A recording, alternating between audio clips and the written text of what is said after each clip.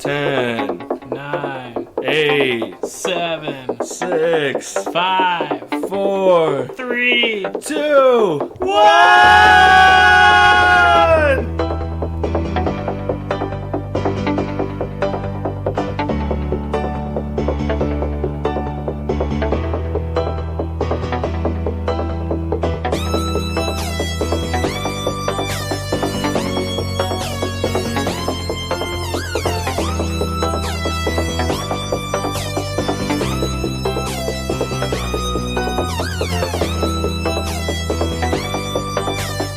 What's going on, you loyal listeners? Thank you for tuning in to the L Squared podcast.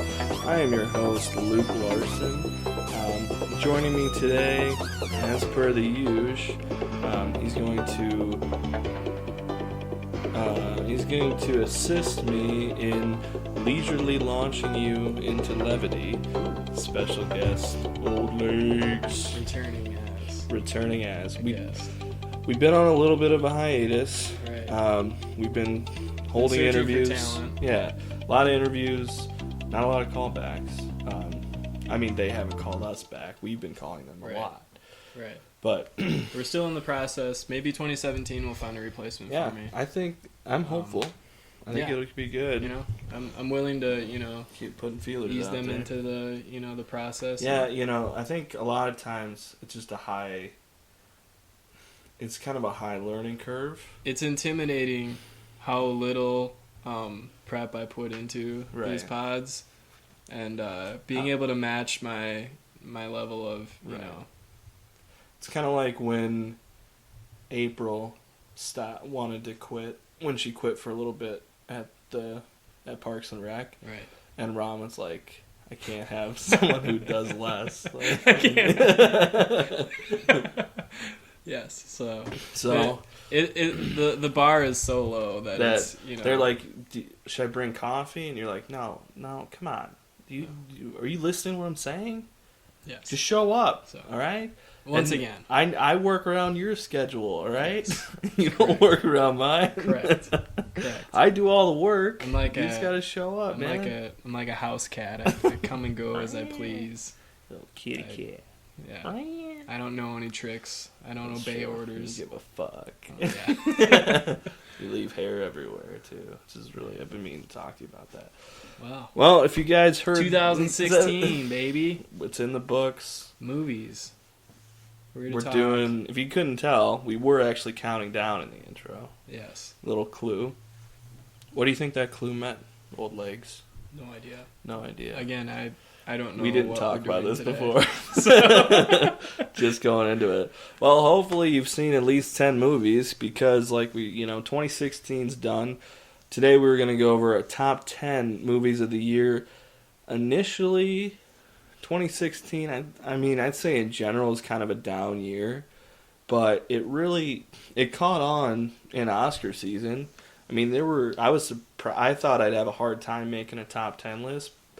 But then the months of November, December, there was a lot that came through for us. Yeah, and I would say it usually happens like that, just kind of as the natural progression of things. But I don't know Luke's list. He knows mine since he's the producer of the podcast and producer, director, he general needed manager. He needed to know that I wasn't going to come in with right. 7 Adam Sandler movies. Like, he had to approve. I had to go through them and say, no, not good enough. This is the third iteration. Look, I don't care if you haven't seen it. It's going on your list. It's that good. So how are we going to do it, Old Legs? Well, let's start out. Let's do 10 through 6. We can start off with my list and then go 10 through 6 years. If we double down on any, we'll kind of breeze through them. But we got a couple clips prepared. Go through honorable mentions. Oh yeah, we should get to honorable mentions as well. What do you got? Because like I said, right away, I didn't even think I'd have any honorable mentions, but then, I had a lot, and I think I'll save some just because Okay, so things that I saw and I liked, but didn't make the list for me. Rogue One, Star Wars. Same. OJ Made in America, really long documentary. I don't really know if you can it was a movie, but it's like 8 hours or whatever. 8 hours. Yeah. Incredible. I didn't really know if you should throw it on the list. It's like a full work day. Yeah. The Handmaiden. It was interesting. Silence. Haven't seen it yet. I haven't seen it either. So hasn't come to us yet. Yeah, frustrating. The Invitation. Really good. I think it's still on Netflix. The Nice Guys. A lot of people saw that. Embrace the Serpent. Sausage Party. Blair Witch. And then I have a bunch of documentaries too. Wiener, Tickled, Camera Person, Bright Lights, 13, Lo and Behold, Into the Inferno. All documentaries I saw that I like. So I haven't seen any of those, I don't think. Yeah, I have a couple. Rogue One for me didn't make it in my top 10. Deadpool didn't either. It was for a while, but I did knock it out. I really liked it. Hunt for the Wilder People, I liked a lot, and I really wanted to put it on my list, but I just didn't have room for it. That came out in the summer. It was director Taika Waititi. He did What We Do in the Shadows. He did some stuff with the Flight of the Conchords. It was really original. And I like I said, I really wanted to put on. I didn't have room for it. Blair Witch too. I really liked. Yeah, but like I said, I really liked it. There were a couple other ones that I think are on your list that didn't make mine. So we'll just hold off. So yeah, there were a lot of good movies, but let's get into what's your number 10? All right, so here's a clip from what I would say my favorite movie that's 10 on the list. Your favorite one that's number 10. Yeah, favorite number 10. Here we go.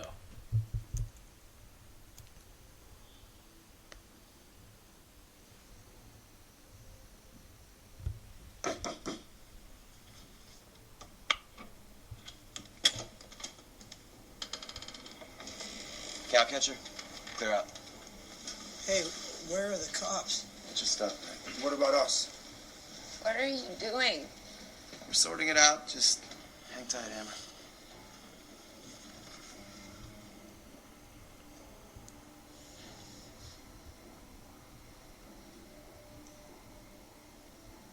Your set was pretty good. What? What was the name of your second to last song?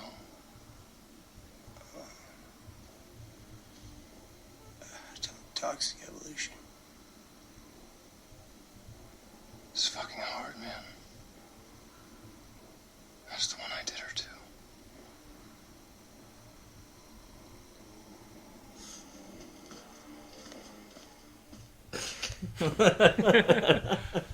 So that was a clip from a movie called Green Room.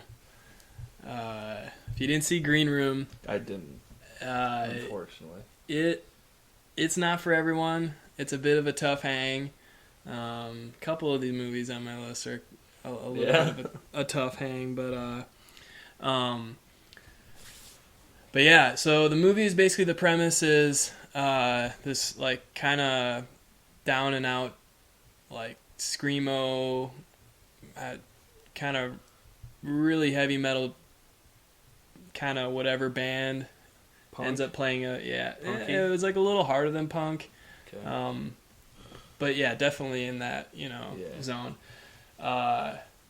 Ends up playing this gig at a bar that ends up being kind of just like a neo-Nazi, like kind of stronghold. And hijinks ensue. And yes, they start seeing some stuff that they shouldn't see, and it turns into an absolute... Oh man, this is one of the most tense movies I've seen in a long time. Yeah, I know I really wanted to see it. I'm definitely a big fan of the director. He did Blue Ruin. Right. Which I really like. Another slow burn. What other ones did he do? This was also in this scene that we played, so the cow catcher, that was the guy, creepy guy, talking to Anton Yellick, who tragically passed away this year. Yeah. So this is pretty much what I remember him for. I know a lot of people saw Star Trek. Yeah. But yeah, he's great in this. Imogen Poots, she's in it as well. She's really good. Interesting names. Patrick Stewart is the villain in this, and if you're thinking like, Patrick Stewart is a neo-Nazi, it's like, no, it's good. That's all you it's wanted really to good. see. It's really good. He's a serious actor. Incredibly menacing, and this one, it's a tough recommendation because like I know, people.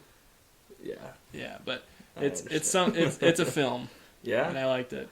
Hey. So yeah, like I said, I really wanted to see it. I wasn't able to, but it's one that I know. Like, I'm pretty sure I know I'd like it, and I actually knew Anton Yelchin from Fright Night. That was the first thing I really saw him in, 2011, I think, and Colin Farrell too. I think he was really he was like in a film with Felicity Jones, and I can't remember.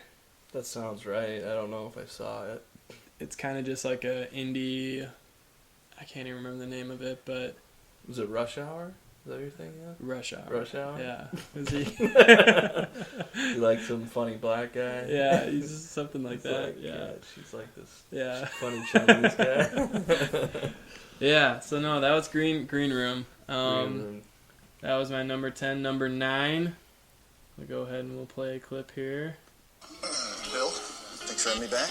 You're welcome. I want you to know you're looking at a new man. Good. Man that's happy to be here. Excellent. Very easy to work with, man. And you're going to play the set list. Happy to. Even though I don't think anyone cares what I play, but yeah. Well, if by anyone you mean anyone other than me, that would be correct. I care, and I don't want to hear the free jazz. Right. Okay. Although I thought in this town it worked on a sort of one for you, one for me type system. How about 2 for you, 1 for me? How about all for you and none for me? That's perfect, yes. Great. Okay, mutual decision then. Right, made by me. Right. And I sign off on it, so. Whatever, tell yourself what you want to know. Well, welcome back. There's a nice way to say that, Karen. Great movie. Great fucking movie, man. So, this one was pretty recent release. La La Land. La La Land. L.A.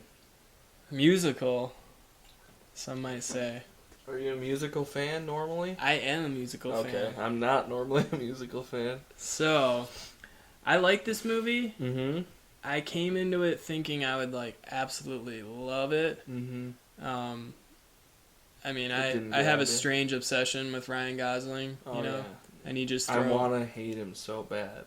He's so perfect. I could never do it. So just charming and good looking and funny. Yeah. And just like, you're just like, you. It's frustrating.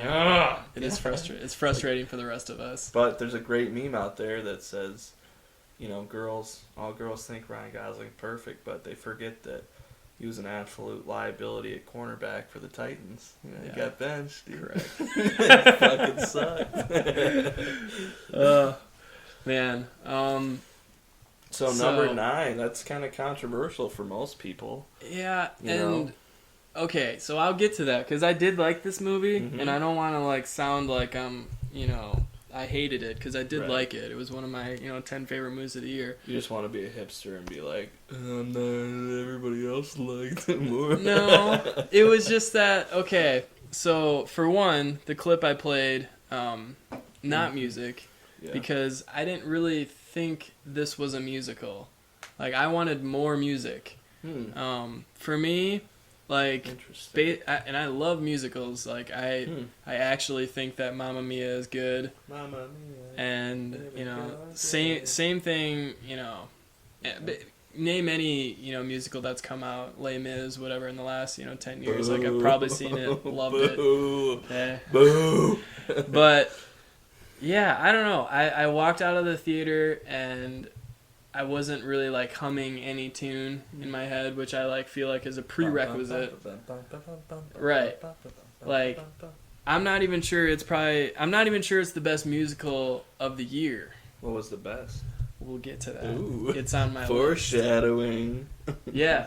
So, like, the irony is, like, I could probably watch Emma Stone and Ryan Gosling, clean toilets, and you'll be entertained. You'll get your money's worth. and it'll be incredible. Yeah. So that's why I say I like it, and I just wish I could get a little bit more from it. The cinematography was great. Mm-hmm. I thought there was a lot of, like, ironic music in it, so like following this clip here, he starts playing like Jingle Bells and whatnot. Yeah. And then the same It's thing like with like his Christmas. band, like that he ends up joining with John Legend, where he's just kind of like ding donging on the computer. Ding donging on the fucking computer. Yeah, and it's just like, I don't know. It left me wanting a little more. Okay. I also thought too that I don't know.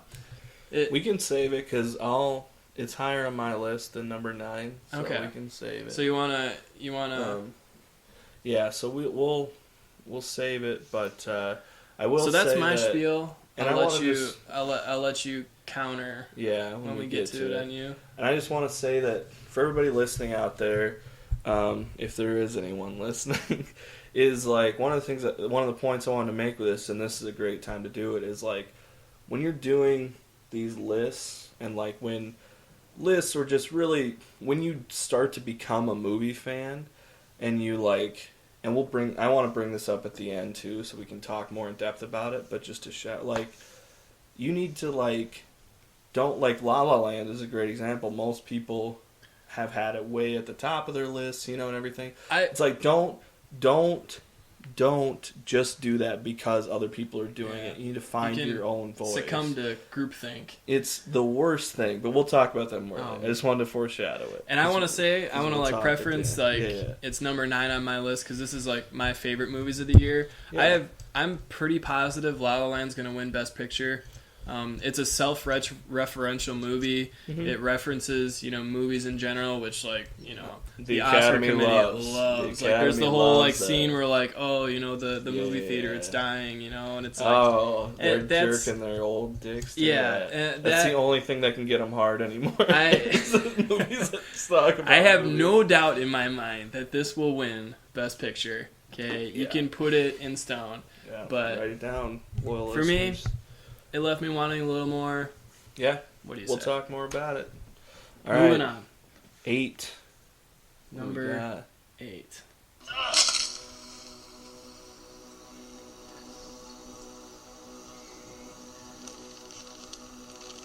Baby, help me get home.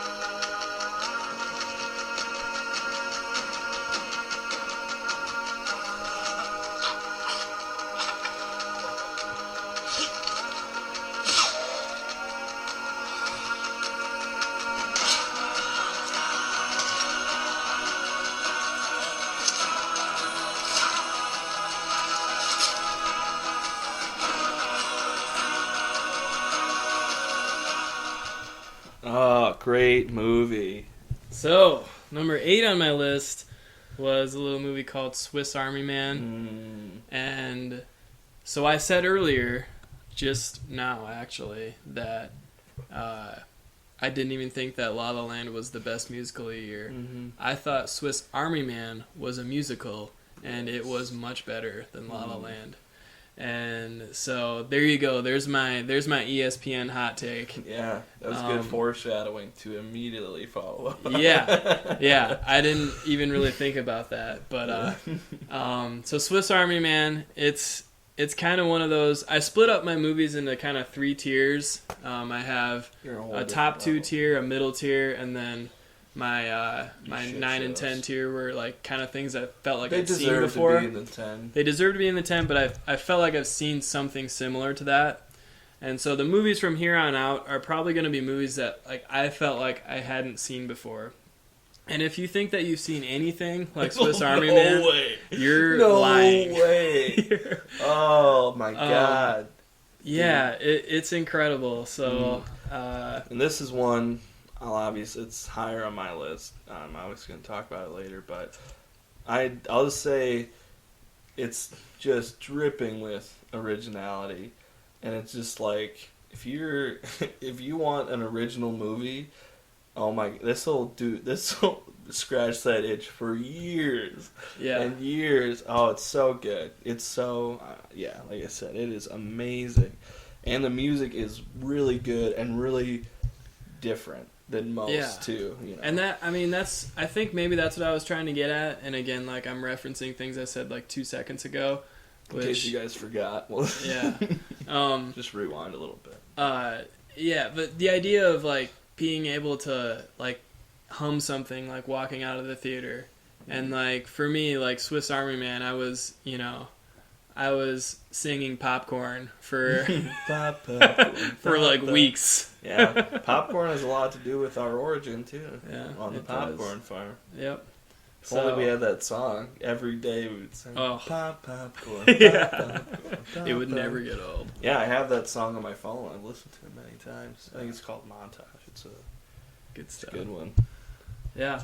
All right, moving right along. All right. So number 7 on the list. How do you think you?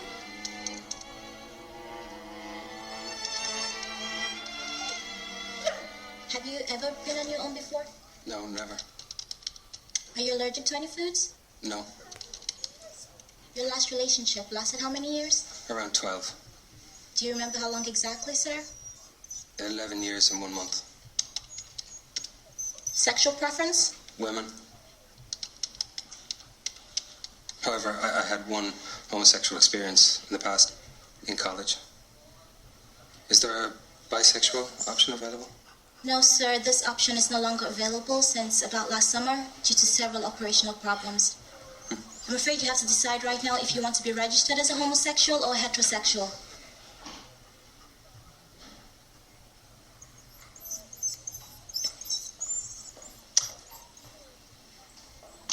I think I should be registered as a heterosexual.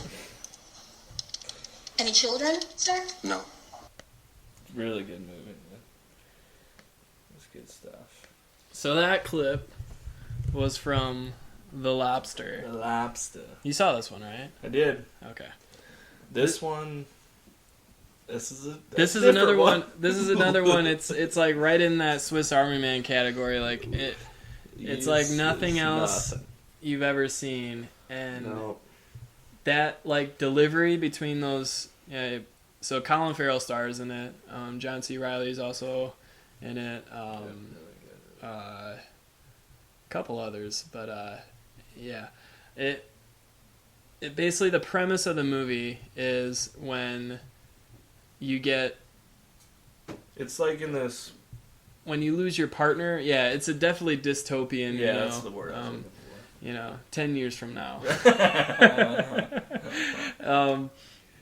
If you lose your partner, whether divorce or she dies or he dies or whatever, you separate. Up even. I don't think it's just marriages. Yeah, something to that effect. But you go to this hotel, and you have a certain amount of time to find a partner before you're turned into an animal that you choose, that of your choice. Mm-hmm. Yes, and makes sense. And that's what it is. It's your classic popcorn summer movie. It is one of the most like deadpan, dry, dark humor movies I've ever seen in my life. Very much so.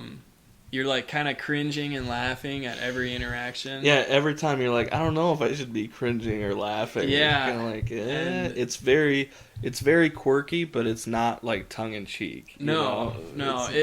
It's absolutely hilarious, like how serious it takes itself, and then just kind of it it pokes like fun at itself as well. A like, little bit, yeah. I think like there's like an interaction where they're asking him what animal he wants to be, and he's like a lobster, and he's like, okay. There, she's like, okay, good. Well, you know, once you're an animal, this is a second choice. You know, a second. You know, you have another opportunity to find a mate as an animal, but you can't go. You know, a lion and a lamb can never be together. You know, that's preposterous. And he's like, oh, yeah, very true. And they're like, that is preposterous. And we're like, this whole thing is preposterous. Like, but this not brought up. Like, it's completely normalized, like, the concept of it. And I don't know, I just thought it was hilarious. It's a fun world to be in. Yeah. You know, I really liked it. It didn't make my list, unfortunately. I did really, really like it. I think that was one that I was expecting a lot, you know, and it wasn't that it wasn't good or wasn't original. It was definitely both those things, and the ending was great. I loved the ending. Yes. Now that's my kind of ending right there. But it's just, you know, the thing that kept it out of my top 10 was I really liked it. I love the concept and the weirdness and the quirkiness, and I was digging it. I think I texted you.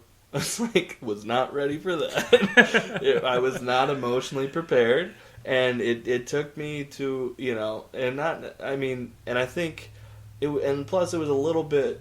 I'm not a guy who complains about the length of movies. You know, if a movie's 3 hours and it's meant to be 3 hours, it doesn't bother me. This one felt kind of long. It felt like there were things that were really dragged on. Did you feel like your soul was like leaving your body? Yes, the whole time. And it just was like, it was like all that, like, really, there was stuff that's really hard to watch, and it kept going and kept going, and it really puts you through the ringer. So I would definitely go in being ready for that. Again, for sure. Again, a bit of a tough hang. It is a tough hang. My goodness, that was Yeah, if you come away like, you know, thinking like companionship is a lie. You saw what we're talking about. Yeah, so. And the twists and turns in it were really good because like you go in with that concept and you're like, oh, that's really good, you know, and that's enough to get you going. But then the way it plays with it and the subtle little twists and turns, it, you know, the way it satirizes our culture was really satisfying to me. I guess it was really good. I would agree. I don't know. I think this is one that'll age really well. Yeah. You know, I feel like this is one that's kind of timeless. I feel like it could be compared to any point in time. I think we're always going to have issues with companionship, especially in this day and age and going forward with technology making more and more antisocial people, where it's harder to connect. We might end up at a place like this where you're forced to, you know, but... Yeah. Well, moving on? Yes. Moving on.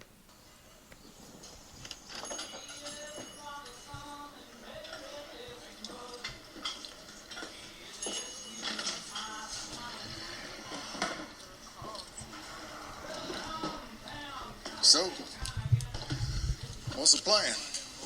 We're gonna watch that bank like a deer feeder. In time, we'll be right. Now, let's see what they got to eat here. Howdy, ma'am. How you doing today? Hot, and I don't mean the good kind. So what don't you want? Pardon? What don't you want?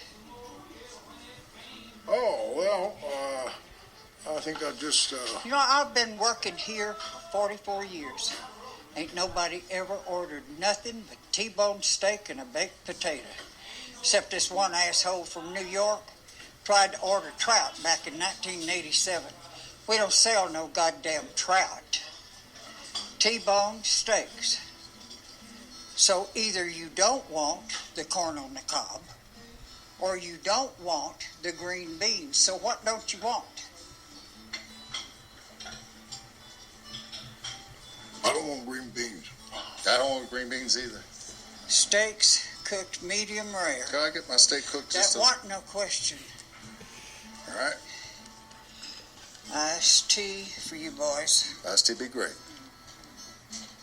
Iced tea, yeah, thank you, ma'am.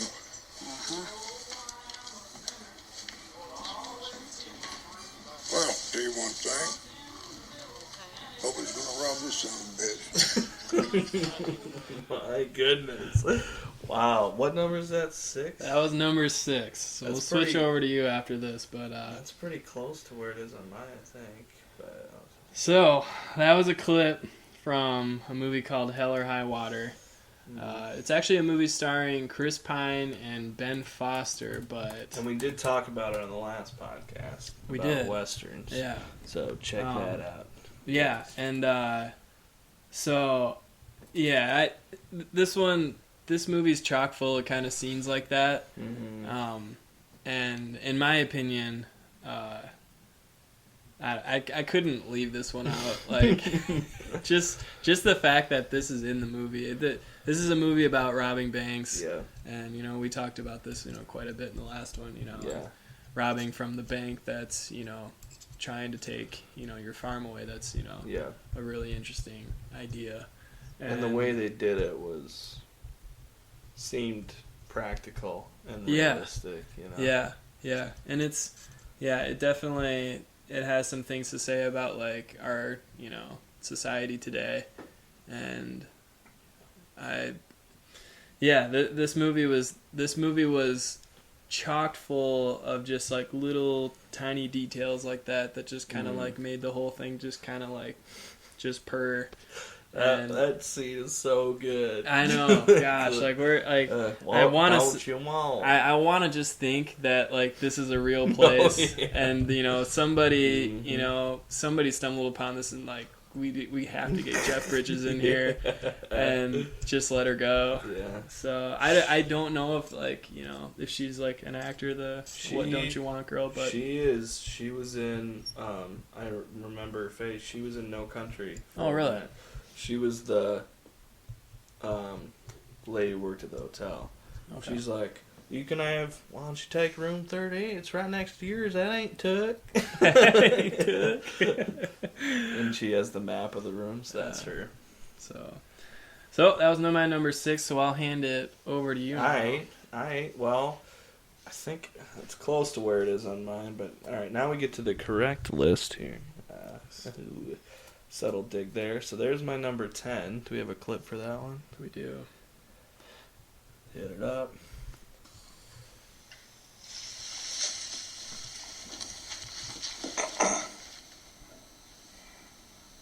What you got to say about this man's wife and daughter? I don't know nothing about that. I've never seen him before in my life. What you got to tell me about Ray and Turk? Who? Who? What are you, an owl? You an owl, Lou? I never heard of him. You never heard of him? No, sir.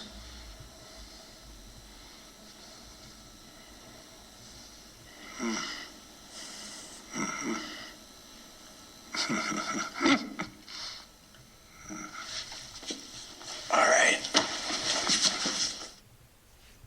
That was Michael Shannon in I think a great movie, Nocturnal Animals, that came out. You and I saw this together. We haven't talked about it on the podcast, but this was one directed by Tom Ford, I think. Yes. Fashion designer guy. Yep. This is a really artsy movie type. I'd say this is kind of a polarizing movie, and I think it's polarizing to the two of us. This was one that's dark and gritty and really dark. Spoiler alert. Spoiler alert. I was hard out on this movie. Yeah. Didn't like it. It's tough not to appreciate like the cinematography. And kind of, I'd say, the courage to make a movie like that, Yeah. I'd definitely say like picking out the Michael Shannon scene. I thought Michael Shannon was the best part about this movie. He stole pretty much every scene he was in. He wasn't in a bunch. I would have taken more of him for sure. Yeah. He definitely brought, enough comic relief to like, untie some of the knots in your stomach. Yeah, and he was kind of like because I think especially for the first part of it, like it puts you through this feeling of helplessness and like where you can't do anything and you're vulnerable, and it's just like all these terrible things are happening and you just feel so weak and helpless, like our main character, you know. You're like, what do I do? And then he provided, like, he was funny like you said, but he was this anchor, just like concrete solid guy who was like, I don't give a shit, we're getting these guys, you know. And like he gave you that support and that strength when you're kind of all over the place. He was kind of the one to give you strength, and you're like, yes, this guy's got our back. He's good. He can help us with this, you know. Yeah. And I think that was really comforting. But it was just a movie that Aaron Taylor Johnson was amazing in it. Kick-ass. The many faces of Aaron Taylor Johnson. My God. I didn't realize he was such a good actor. Like, he's I think the last 4 good. things I've seen in him have just been, like, you got to take a little double take. Like, oh, yeah. Quicksilver. There he is again. Like, you didn't see that coming. Yeah. Terrible Russian accent, buddy. No, but yeah, it's definitely one that's polarizing, and that's one you really have to be ready for. The opening scene alone will turn off most people, I think. Yeah, and like, I'm okay with that. Like, that, okay, you know, like, nudity in, you know, whatever form I'm usually fine with. Like, it doesn't really do anything for me. It's just the grinder kind of nature of, like, it just eats at you. It really does. And there's not really any, like, you can't really see, like, a good outcome for any of the characters in this movie. Mm-hmm. And half of them don't really deserve, you know, like a happy ending. I don't think any of them get it. And no, I don't think any of them got it either. And so, yeah, you're just left feeling, I felt like it didn't really earn the right to be able to, you know, put your audience through that. Because there are movies that are, like, I would say, like a movie like maybe Prisoners or something like that is another, like, kind of comparable, like, where it's dealing with, you know, relative, like, same thing, you know, where... I'm nodding my head. You're put in a really tough situation that, you know, most people would just be like, I don't want to see a, you know, story about that, but I think it earns it a little bit more. And I don't know that it's a coincidence that we're talking about Jake Gyllenhaal in both movies, but yeah, that one, when I showed my mom Prisoner, she started hyperventilating, and I had to pause it. It's like, hard. Mom, like, I I really don't like child abductions, you know. See, that's where I love that shit. Yeah. Dude. That's my favorite. I see what you're saying. And like with Prisoners, a lot of people say it's a movie I'll never watch again. I've seen it probably 5-6 times. It's just one that I really like, and there's some movies that, like, I like going to that dark place, and it, you know, it just feeds part of me. And Nocturnal Animals really hit me there, but it wasn't. I have no qualms with you not liking. I completely understand, and for most people out there, I think the ending especially will turn a lot of people off. That's my kind of ending for sure. I loved it, and it's just like the movies that I put on this list, like, had to really hit me emotionally. You know, it's kind of what I looked at, moving, and this one really did something to me for sure. Yeah, it was the correct ending. Yeah. Like, I feel like any other ending would be kind of like a cop out.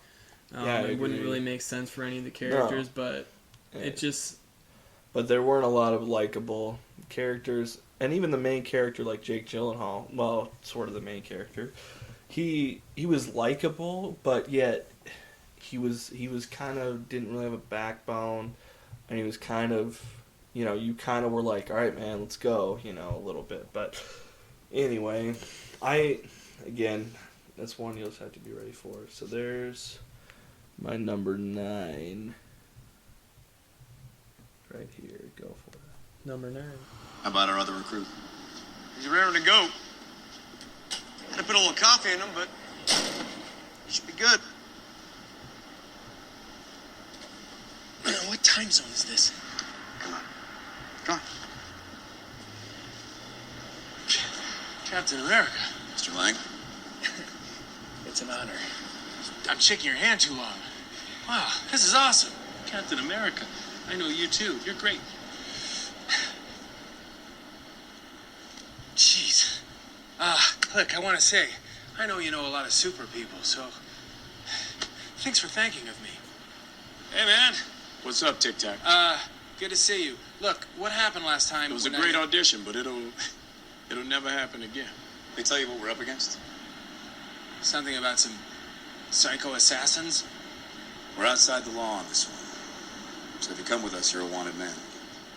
Yeah, well, what else is new? That is Paul Rudd's voice from Captain America: Civil War. This was a movie that I was very excited to see. It was probably my most anticipated of the year.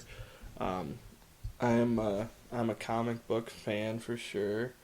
And Civil War is a comic I read a few years ago, just because it's kind of a staple for comics, and I really, really liked it. And I kind of was like, I hope that Marvel does this someday. And they did, and, you know, with it being Captain America, After the Winter Soldier, which is a great movie, probably my favorite Marvel movie. Coming from that, you know, this movie had a lot to do and had so many opportunities to fail, and I don't think it did. I think it checked every box it needed to and was really fun, and I really, really liked it. And, you know, there are haters out there that'll say, you know, and I'm not a Marvel fanboy or apologist, you know. I'm a well-rounded movie fan. I can like both, and it was really good, man. I really liked it, really from top to bottom. There were things that, I mean, it was such a big movie that it felt a little bit shallow. There wasn't a lot of depth, but it had so much to do that I thought it was really good, really fun, and I really enjoyed it. And the ending, again, I loved the ending. Some people didn't. Some people thought it was, you know, didn't work for them. But for me, I was like, that's different. That's something. Because a lot of these superhero movies have the same third act. Something big, ominous, sky beam, and a faceless army they have to fight. This didn't have that. And it easily could have. And I still would have liked it. But the ending it had took guts, and it made it more humanized, and a little bit smaller, which is what I really loved. And I think it's a really good movie. I really liked it. I know you hate Marvel, so that's fine, but it's, you know, it made my list. So I took a little hiatus in 2016 yeah. from comic book movies. I told myself I was going to watch one comic book movie. Yeah. And I chose to watch Deadpool. Mm-hmm. And I fell asleep and I never finished it. So I saw half of a superhero movie in 2016. And half was great. Yeah, it was pretty good. Yeah, see, I'll have to pick it up. Yeah. So I guess I don't really have much to say. I feel, you know, I'm a little burnt out on these. And yeah, I think I've made my. You made your peace. I've made my stance pretty clear at this point. That's fine. And, you know, like I said, I like all the people in these movies. Yeah. Like, I love Anthony Mackie. You just like being a hipster more is the problem. No. Boom. Where's the laugh track? Yeah. Like, I love Liz Olsen, and, like, there's, like, things about these movies I really like, but I don't know. I feel like they're a little bit. I feel like at times they're a little bit overly produced. They're a little bit shiny. There's like you feel like it's definitely a corporation putting these out and not like a person. And like there's a little bit of artistic value that's lost, I think. But at the same time, for me, growing up as a superhero fan, growing up as a comic book fan, seeing these things and being in a place where these things are given this type of treatment is really great for me. I obviously think they could be better, always, usually.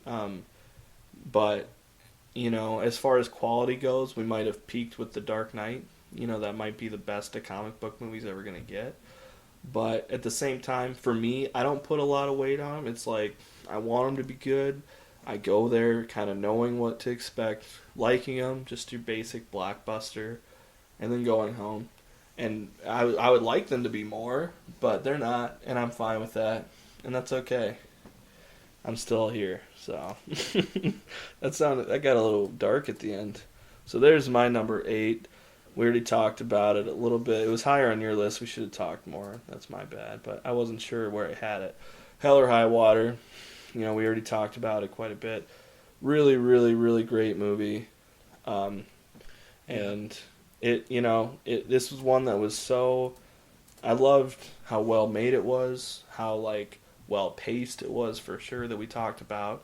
It was just boom, boom, boom, boom, boom. Totally rewatchable.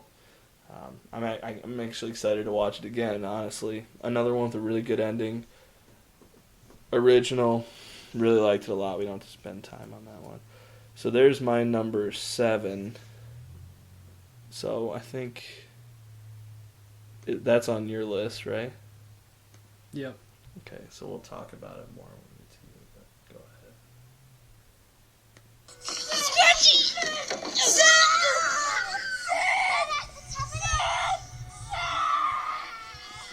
Thomas, tell the children outside. What does this to me? What does this? His mouth is sealed up. Oh, God. William. Hold it. Children, away from this. Thomas, now. He'll break his jaws. Christ. Yeah, so that was The Witch. The Witch. Really love good this movie. We saw that together almost a year ago now. I know. And it's so good. Yeah, this was probably this was the best movie I'd seen for probably 6 months out of the year. Yeah. I didn't see a movie for a long time. Yeah. And yeah, it kind of came out of nowhere. Mm-hmm. I know this was I can't think of who the director was, but this was I believe this was his first movie. Yeah, I think so too. And he spent a long time kind of perfecting the period. This is what would you call this? 1500s, 1600s? Yeah, definitely Puritan for sure. The Crucible type times. Yeah. I don't know when that was. It was probably 1700s. Right. And I think you're right on there. And it's a deeply, the characters in this movie are deeply religious. Their lives basically revolve around religion and serving God. As all of ours do. As all of us listening, we're down with JC. Yeah. This was but this is Old Testament stuff. Yeah, and this was so the family here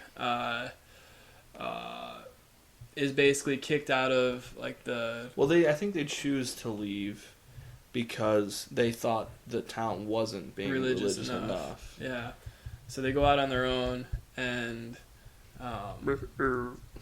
there's a witch in the woods. Yeah, that's all you folks need to know.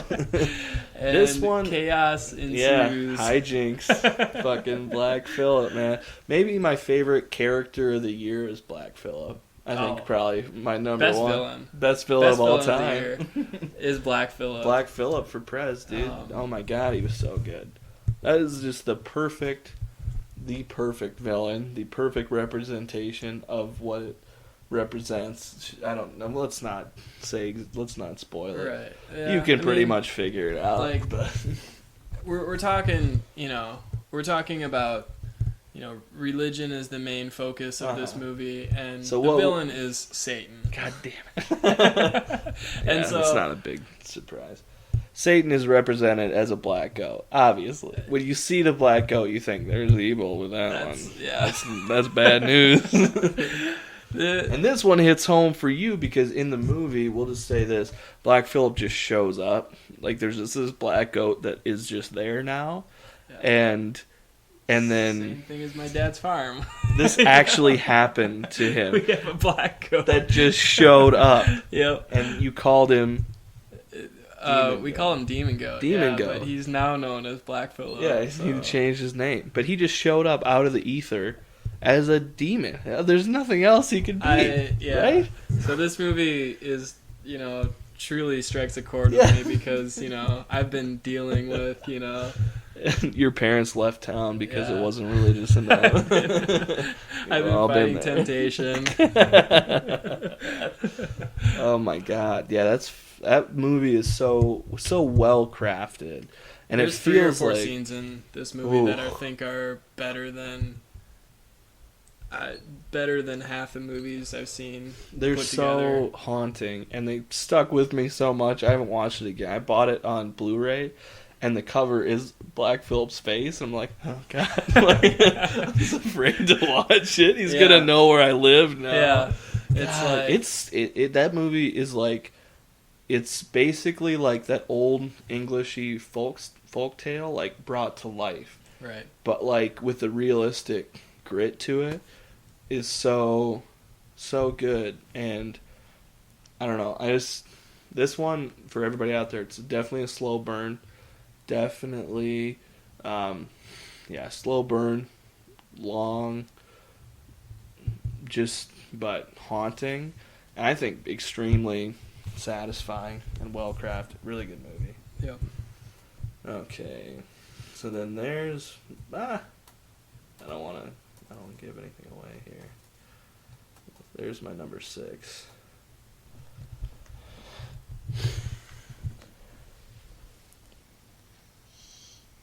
All right. Water for me and a little gin for you. Boy, please. I know wine used to give you that gin, but we ain't doing that up in here, Charlotte. You don't think my joke was funny?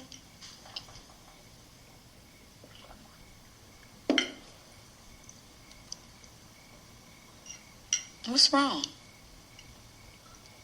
Nothing. I'm good. No. I done seen good.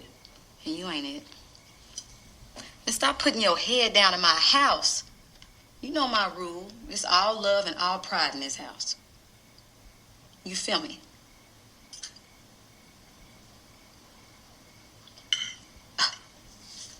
I can't hear you. Do you feel me? Yeah, Okay. I feel you. All right. This is the most recent movie I watched. I literally watched it about an hour ago. I finished illegally. I'm confessing my sins to you guys. I don't normally do that, but I had to see it. And this, I'm sure it's higher on your list because I've seen your list. So. Yep. But so this was higher on my list. So we'll save it to talk about it. This is such a good movie. Really incredible, and it's something that. Say what it was. Moonlight. Sorry. Wow. We should probably say what it was. So this is my number 6. This was one that, this is one that classic gets a lot of Oscar buzz. This one was really, really good. I loved the way it was. It was kind of like visual storytelling. There wasn't any expositional dialogue. There wasn't much dialogue at all. It was a lot of visuals, a lot of faces, like facial cues, and the lighting was really cool. And it kind of sheds a light on sheds a moonlight, if you will, on a culture that I'm not familiar with, and that I don't know if you're from the streets of Chester, the gravel streets. Be trapping. Trapping be boring as hell. Yeah, dude. But it's something that I really, really liked. And this is one I went in completely blind, which I wanted to. I didn't want to know anything about it. And I loved it. It was really, really good. But save it. It's a little higher on my list. We'll save it. Yep. Number. So you want to do 5 for yours then? All right, let's do it. We'll do 5 through 1 and then. Okay. So So number 5 on my list was The Witch, Black Phillip Returns, which we just talked about. I think he was number 5. I think it was number 5 today until I watched Moonlight. Well, no, it must have been number 6 because Moonlight was my 6th. I'm not good at counting, guys. Sorry. Right. So, how about you? What was your number 5? Are you sure? Are you sure you're ready for this? Let's see it. That's what it is. Louise.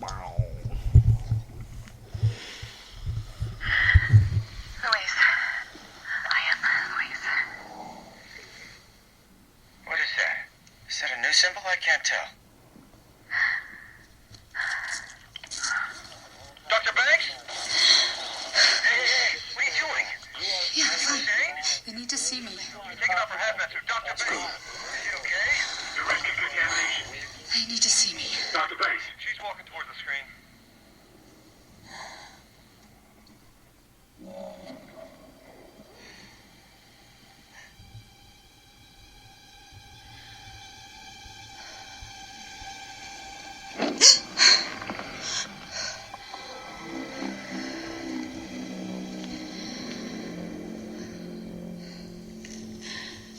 Now that's a proper introduction.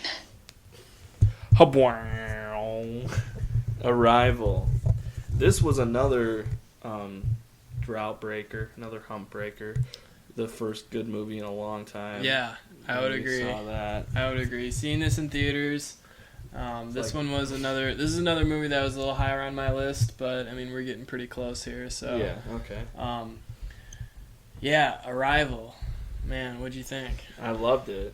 Denis Villeneuve.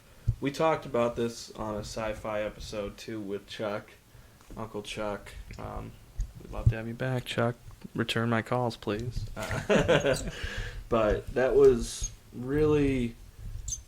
Denis is maybe my favorite director working right now. And he's something else. He's one of those... I think he is the next big director. And this movie was... Blade Runner, baby. Yeah, that... Blade Runner. The trailer alone was like, you got me. Yeah. It's, Arrival's a great movie. I can't believe how well it blended the things it did with science fiction and,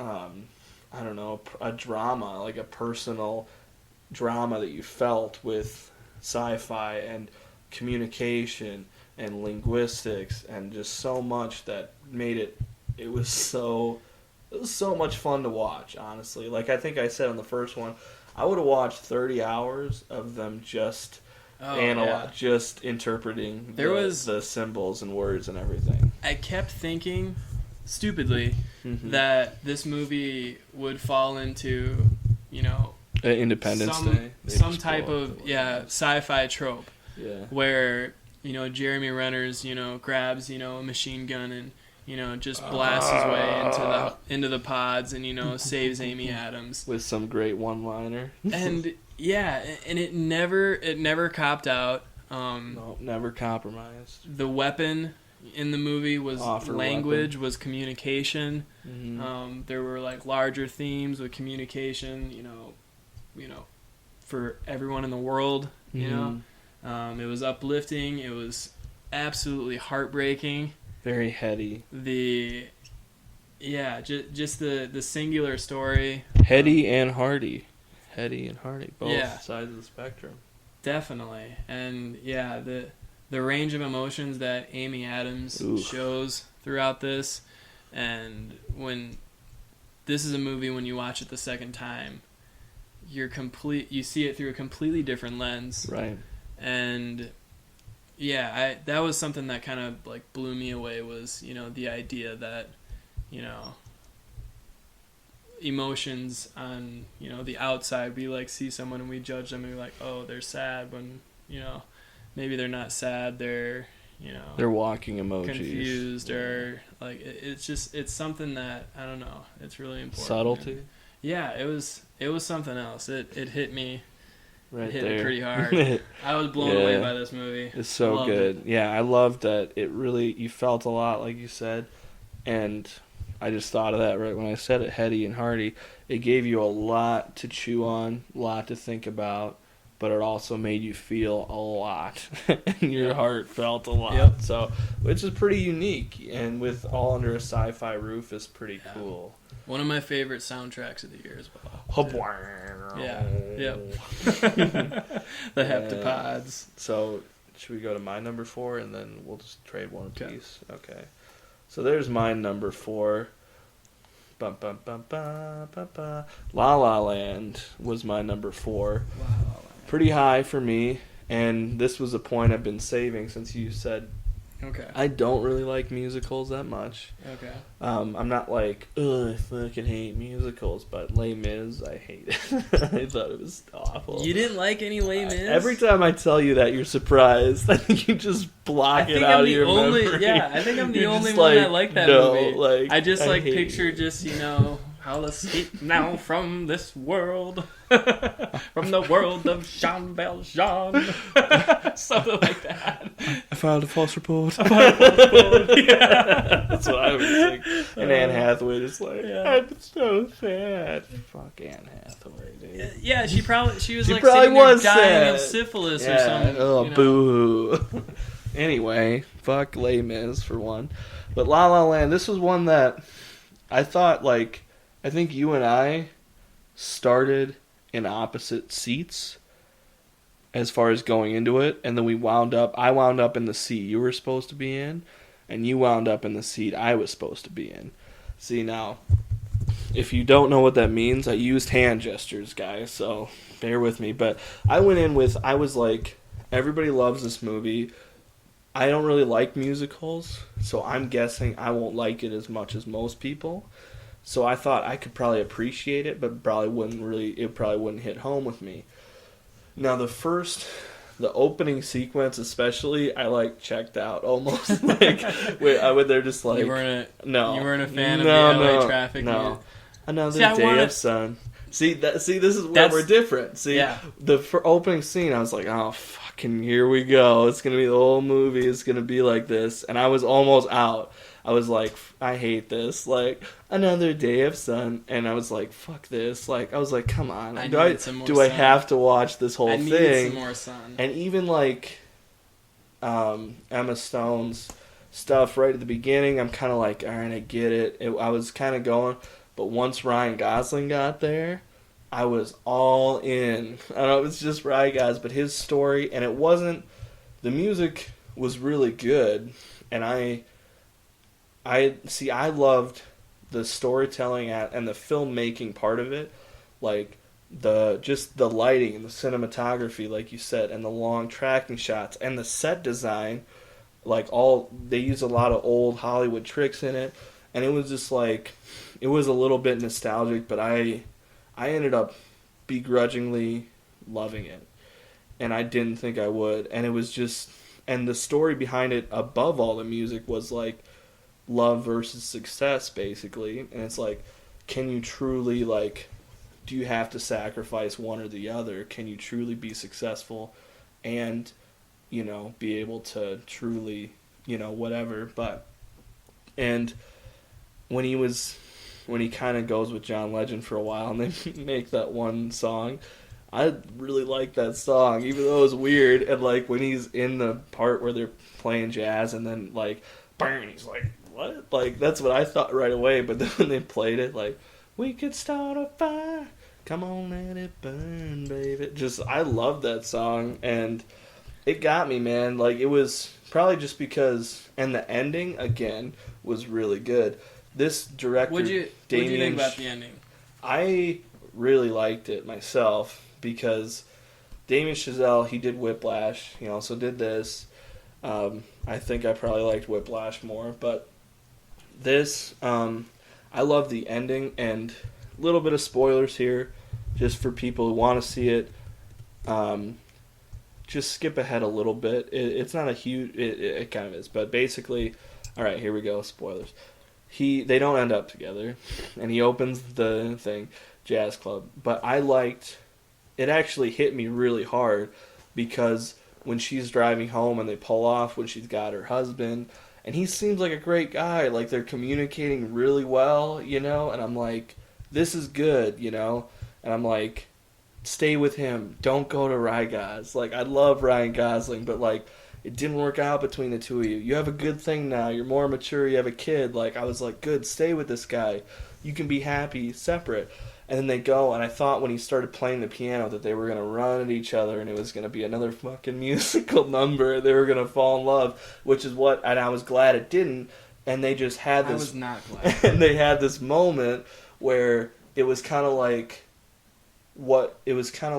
his song to her was like, what if we would have stayed together, if we would have struggled more, if, you know, if I would have sacrificed more things, what would have happened? And they probably would have been happy, you know, like it showed, but it was okay that it didn't work out and that they were okay separately, and they had their moment there, this is why I love this right now between the two of us, because I think we liked and disliked it for the same things, and that's why I really liked it, because I was like, that's not a musical, you know, it's not like we're all happy and singing the whole time necessarily, so I liked it. Yeah, I had some issues with the ending. Okay. I kind of thought that Emma Stone, her character, like, her goal is to be an actress. Mm-hmm. Spoilers. Is to own his jazz club. Open up a jazz club. Yeah. And I kind of felt like Emma Stone gave up on her dream, like when it just kind of flashes forward at the end, and it's like, okay, she was a successful actress, though. Well, did she act in that, or did she write that? I thought she wrote the movie. With that she starred in? The thing that made her successful? Yeah. Didn't she write that movie? Well, they didn't really say, but I thought she wrote it. Well, they said tell us a story, because she did her one woman show and didn't go well, but the one person liked it, and so I'm pretty sure she starred in it. I thought the whole thing was that I'm pretty sure. I'm Ryan Gosling, almost 100% sure that she... Because he like makes, you know, hints at like, oh, you're a writer. Like, why don't you just drop all this actress stuff and just be a writer? And then she does write it. I think he meant write for yourself. Something you would want to do.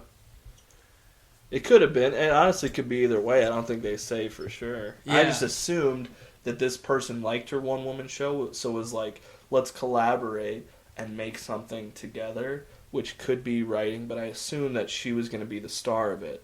So if it was like a TV show or a movie, they don't really say either way, but like, she would help write it and star in it.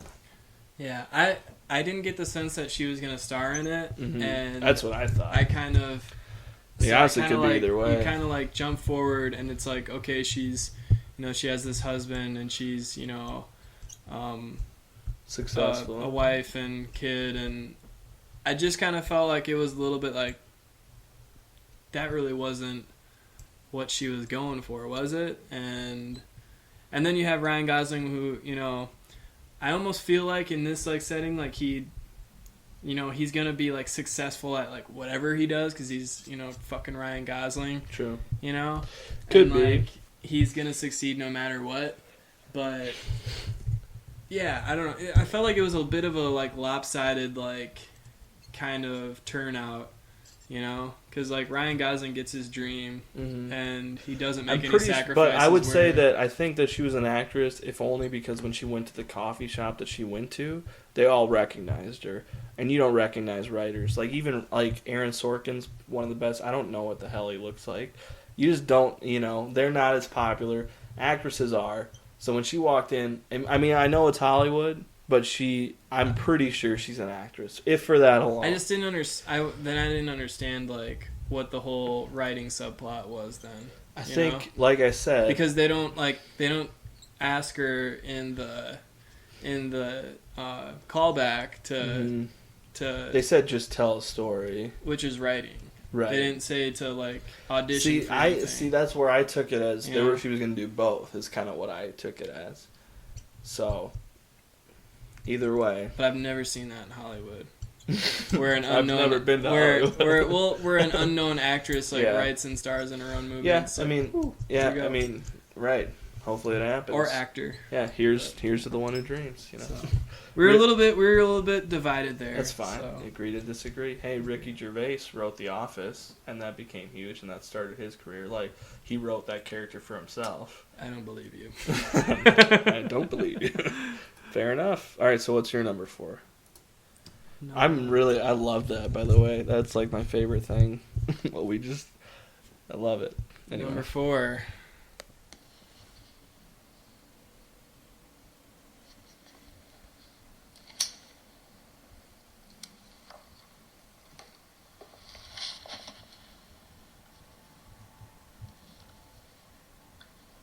I thought you did great.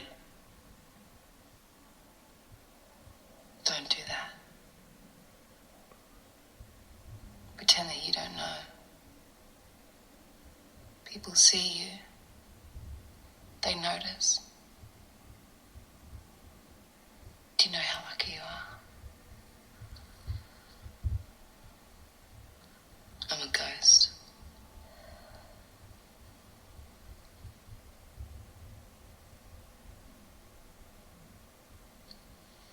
What's it feel like? What do you mean? To walk into a room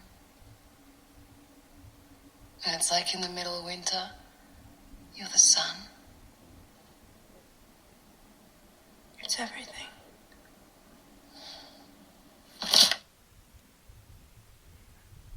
What? You are familiar with that feeling, right? Think it every day. This was probably my biggest omission. It didn't make my list, unfortunately. I'm about ready to walk out right now. No, please don't. So that was the Neon Demon. We did talk. We had a full episode about RFN. Yeah. Yep. That's what I call RFN. it. RFN. The Neon Demon. So, Nicholas Winding Refn. I was trying to say it the way you say it, right. But I can't RFN. even Once you say it that way, that's the way it is. I couldn't even figure it out in my head. But artist. I get really excited for his movies. And this one, I think we've said before, it's just a formality. It's just seeing it. Oh yeah, I've already made up my mind. It's incredible. Is it your number 1? Yeah, it's like surprise. But no, it's a movie about. I was watching a couple clips and I was like, oh man, there's so much there that you kind of forget about. Like, one of the most interesting things I think I've seen in a while.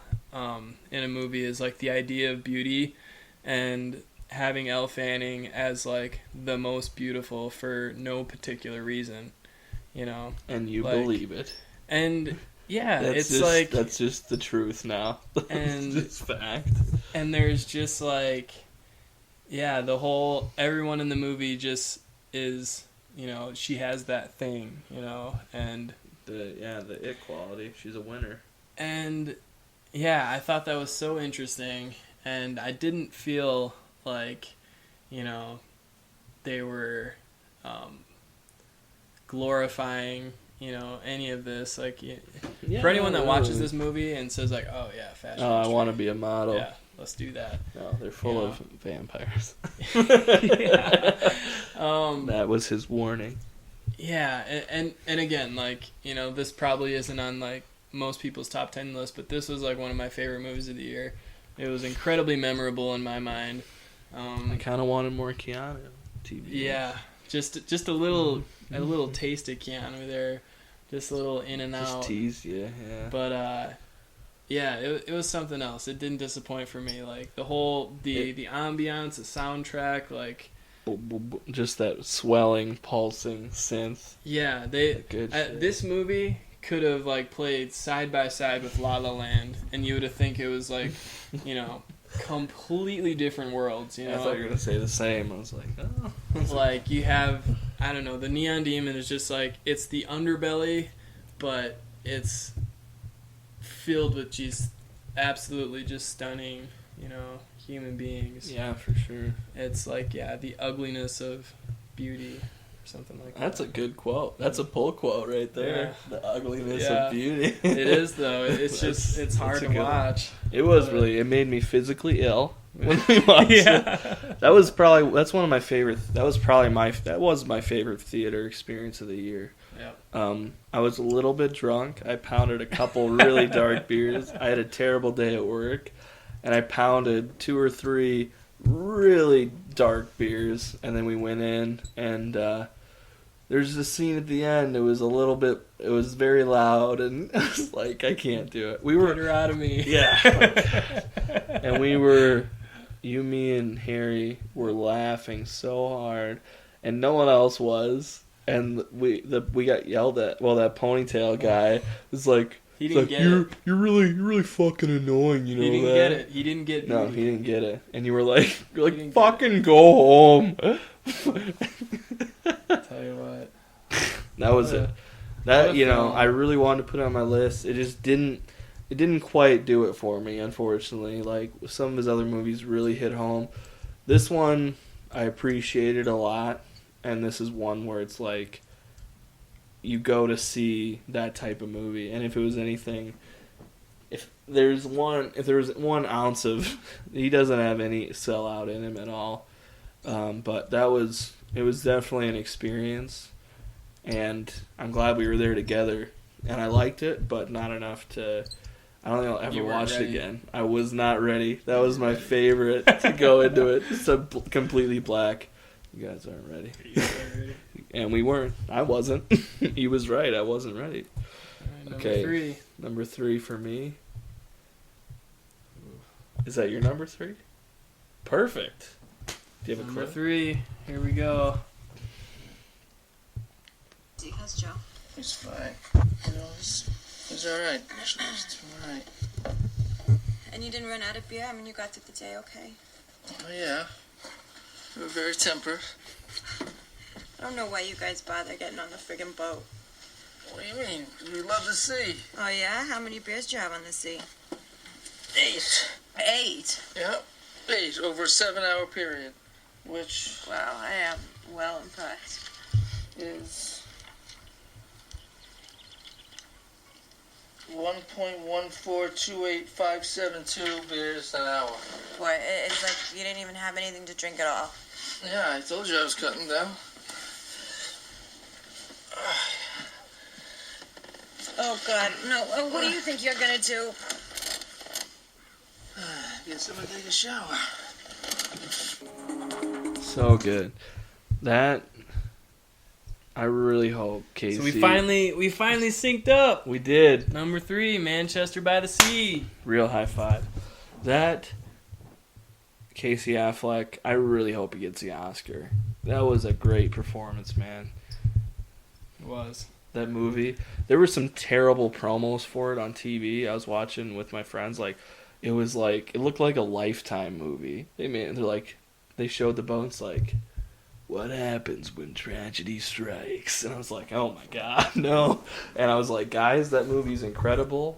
Those trailers are awful. I was like, my God. And so, at least I talked to a couple more people and saying, this movie, we saw it together. Yeah. This one might have affected me the most of any movie this year.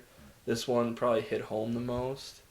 It just felt like it just squeezed my heart dry. Just every ounce out of it. There's nothing there. There's nothing there. So I can't beat it. And we were looking forward to this as, if you're a loyalist, if you heard our podcast, Boston accents and uncles. Check. A great uncle movie. How was this? This should have been our number 1. Yeah. It was our number 3. It definitely took the cake as far as uncle movies go. Oh, maybe of all time. Yeah. This one was the best way to one thing I said, we came out of that movie and I was I was really cold. And I just wanted a hug.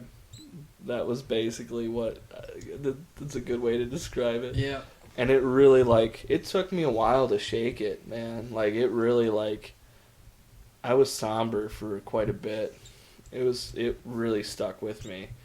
This movie, I'm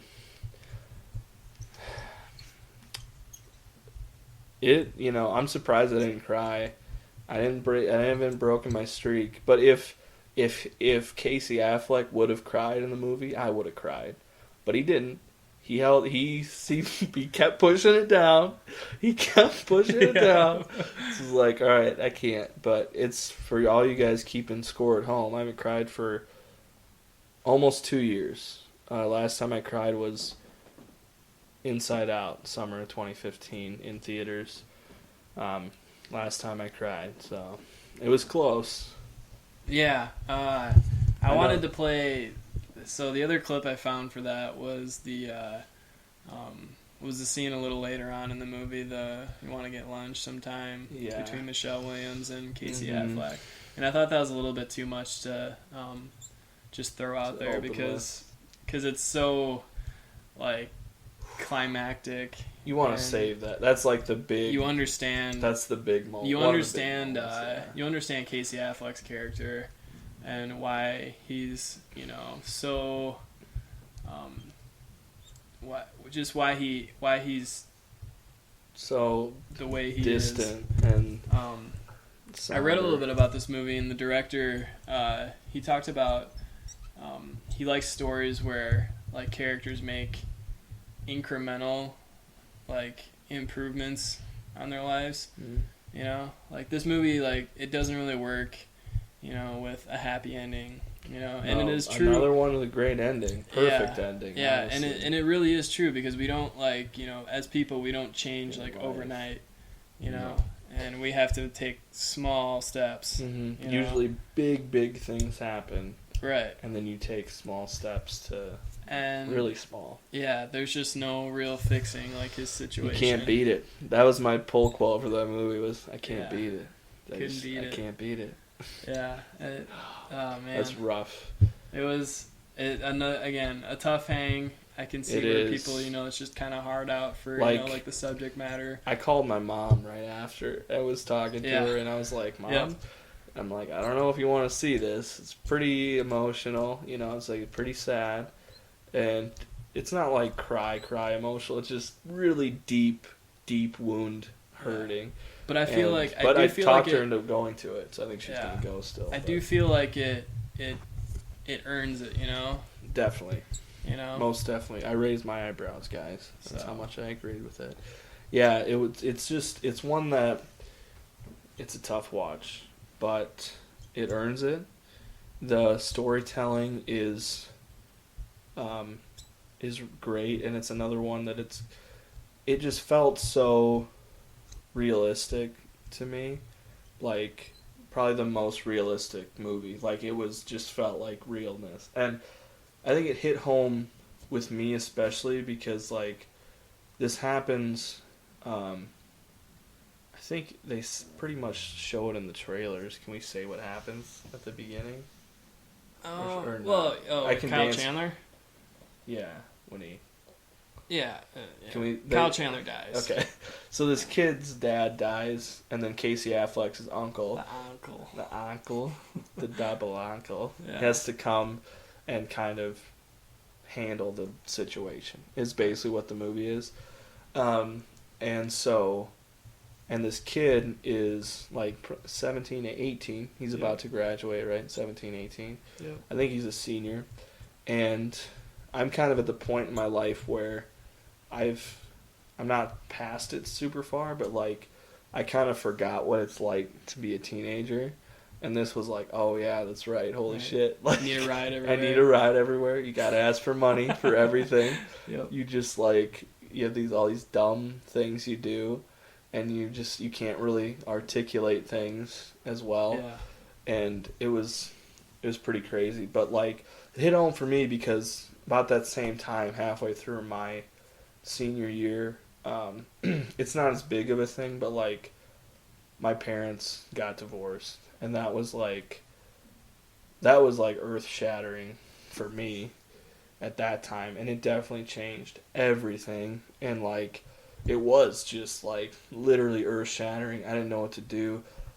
I think of my life as like pre and post that, basically, because that changed me so much. And that year was shitty in general for me, but like it, and just like seeing that tragedy and like relying on other people and like how like you're supposed to like feel sad, but like you're just kind of also just a teenager, so you're like, whatever, you know, you don't really know how to. And like when they were like asking Casey out, they're like, how's he doing? He's like, I don't know, he seems good, he's got a lot of friends. It's like, that was me 100%. I was just hanging out at my friends' houses. I was just trying to do things so you wouldn't think about it. And like when it happened to me, I'm getting really personal here, but that's fine. Like I had to be like, my mom was like broken, and I was like, I have to be strong for her. And I was like, we got to move to her parents, my grandparents. So we moved there, and I would stay there on the weekends, and then I would live with friends during the week to go to school. And so like that traveling back and forth and like moving and like figuring those weird things out, like in the movie, like all that was very familiar to me. You know, like I said, it wasn't a death, but like that's some of the stuff, the reasons why it really hit home hard with me. I don't know. Great film. I agree. It didn't disappoint. No. Had a good that was one feeling we about were it coming hyped in. up Yeah. a lot, and it was I better really than excited about it. It was more personal than I thought. You know, there's some movies that you see and you're like, that was really good, but you don't really connect with. This one, I was like in the back seat of their Jeep. You know, like Yeah. I was there. Yeah. That's a great one. That's So, what's your number 2? Should we go to your number 2? Number 2 is Arrival. Ooh, Hupwang. I love me some Heptapods. Was this the best musical of the year? Or no, that was Yes. Yes. Number 1 musical of the year. Number 1 comedy of the year. Hilarious. A real gut buster. Was it funnier than The Martian? Not quite Martian level of comedy, but you know, just like a smarter comedy, not as much laugh out loud. All-encompassing genre film. Literally everything. Yeah, it was a melting It was pot. a silent film. It was a black and white film. It was all the films. It was a noir. It was a western. Arrival. We've talked a lot about it. It was one. We haven't talked much about Forrest Whitaker's undistinguishable accent. Where is he from in the movie? His accent's a little all over the place. I don't know. I can't. I thought it was Boston right away, and there's a little bit of Scottish in there. Yeah, it's a little. It's a little bit of Scotland. A little bit, yeah. I just think of Kenan Thompson's African voice. I killed the jaguar. Sorry, that was racist. I'm sorry, guys. Off top. Yeah, that was maybe the only forgettable part about the movie was Forrest Whitaker. You can sweep that under the rug. I don't know if it's just I'm kind of lumping that and his Star Wars cameo kind of into the same thing. Both bad accents. Yeah. Star Wars probably even more so because it's like you're like from freaking Naboo. You can you just like pick something like kind of normalish? Like no. But if anyway. you continue to fight. Yeah. That's not bad, Luke. Yeah, that was actually good. I'd say maybe the best sequence, if you can call it that, in a movie this year was them going into the ship for me. When they're on the scissor lift and they touch the top of it, just like, and then going up it and then going into it, like that was the best of any movie this year for me.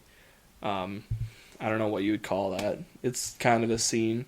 It's kind of a series of scenes. Yeah, it was very Spielberg, Kubrick-y. Kubrick-esque. Yeah, for sure. 100%. The whole idea of the movie, just kind of like taking the monolith and like deciphering it, which is like, you know, kind of a Kubrick idea of, you know, for sure. We'll never understand it, you know, and the idea that maybe the idea of it is the pursuit of understanding. Right.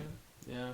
That's a big thought. So, yeah, I don't know. Anything to add to Arrival? I would say that honestly, I think it appeals to all levels. Unless you're a dumb idiot. Unless you're a trash boy. But, I mean, maybe there are people that just, like, are lost. It goes over their head, and they're like, I don't care. Like, I can see I don't fucking care. Yeah. Where are all the guns? It's and not the a boobs? shack. Yeah, it's not a shack. It's not a shack. Ah, it's a shack. Look at it's a shack. It's not a shack. Oh, great. Okay. So here's number 2 for you. I think we got a clip for this that you haven't played yet. I do believe. You're a private investigator? Look, there's $20 in there, all right? Just take it. No, I'm not here for that, I told you. You want to know who hired me? Yeah. If we can do this the easy way, we can do it the Glenn. hard way. What? Lily Glenn, 2 N's. Old lady hired me to find her niece on Tuesday. Just gave up your client. I made a discretionary revelation. No, you just gave her up. I asked you one simple question. You gave me all the I thought information. that's what you wanted. What?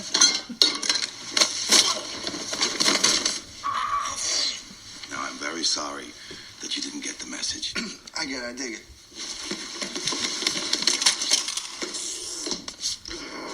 What about now? Give me your left arm. Huh? Your left arm. Give me your left arm. This one. No. Yeah, come on. No. Right, look, when you're talking to your doctor, just tell him you have a spiral fracture of the left radius. No. No. Deep breath.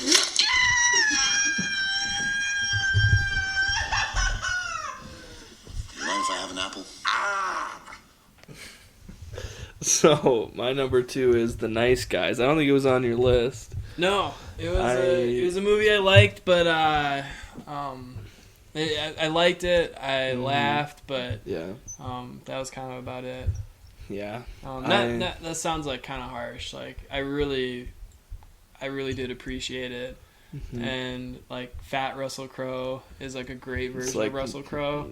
My spirit animal. Yeah, it's just like it's the best. It's like the John Wayne, Russell Crowe, like just kind of walking around LA again. Another pretty interesting location for a movie. Yeah, who would have thought? Yeah, Hollywood, crazy. Do things happen outside of there? No, not that actually. I know of. Can I go on a mini tangent here, just a little bit? Get it? Okay. I just saw this movie last night that I loved, Loved, from 1993, direct-to-DVD movie, starring Nicolas Cage, Dennis Hopper, and some other lady. And for some reason, I was on the internet looking up good straight-to-DVD movies, because there aren't a lot of them. And it was called Red Rock West, starring Nick Cage. Huge Nick Cage fan, obviously. And I was like, I'll buy it. Don't really know anything about it. Fucking loved the movie, man. It was so good. And it's kind of like a Western noir type of movie. Takes place in Wyoming, not L.A. Pretty far from L.A. But it just like got right into it. Boom, boom, boom, boom, boom. Great. I loved it. And I was like, who's this director? Because I saw things and I was like, this is really good, you know. It was one, immediately when it was over, it was like, I can't wait to watch it again. Looked up the director. He directed Rounders later on. I was like, that's another movie that I love to watch again, rewatch. And I was like, that guy, that's a good quality to have. But mini tangent over, took place in Wyoming, not L.A. Anyway, really good. So, see the connection. Yeah, you see that? Yeah. Pretty good. I was honestly really hoping to work Red Rock West into this conversation, so I'm glad I was able to. The Nice Guys. You did that really well. Thank you. So, I was really looking for any way I could. I need an opening. At the end, I would have just said it, but we got there. But The Nice Guys in L.A., great movie. I think that's the hardest I've ever laughed in a movie theater.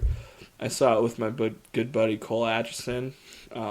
He's kind of slowly becoming enlightened, as we call it, as a movie fan. So, and we're both big Ryan Gosling fans, as we all are, you know. But I laughed the hardest I've ever laughed in a movie. It was so original. It was so fun, a fun adventure, a good mystery. Like, those are all the qualities I look for, especially in a comedy. Like, if you give me, what I want in a comedy is like to be funny, obviously, but not like cheap laughs and not like I like smarter humor.